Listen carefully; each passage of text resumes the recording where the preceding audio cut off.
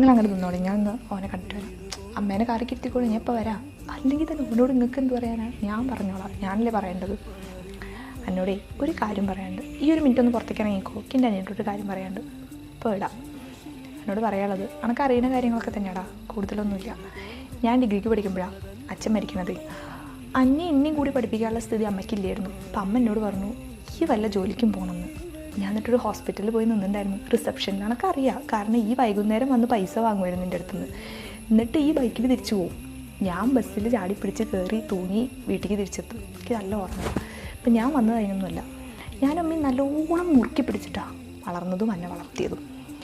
ആ അമ്മേനെ എൻ്റെ ഭാര്യയ്ക്ക് ചിരവയാ, ചട്ടക, കല, ചിരട്ടയാ എന്താണെന്നൊന്നും അറിയില്ല, അതെടുത്ത് എറിഞ്ഞ് നെറ്റി പൊട്ടിക്കാനുള്ളതല്ല. ഞാൻ കൊണ്ടുപോവുകയാണ്, അത് പറയാനാണ് വന്നത്. ഇനി അമ്മയെ കാണാൻ വേണ്ടി ആ വീട്ടിലേക്ക് വരരുത്. ഞാനും എൻ്റെ ഭർത്താവും നോക്കിക്കോളാം. മനസ്സിലായല്ലോ? അത്രയേ ഉള്ളൂ.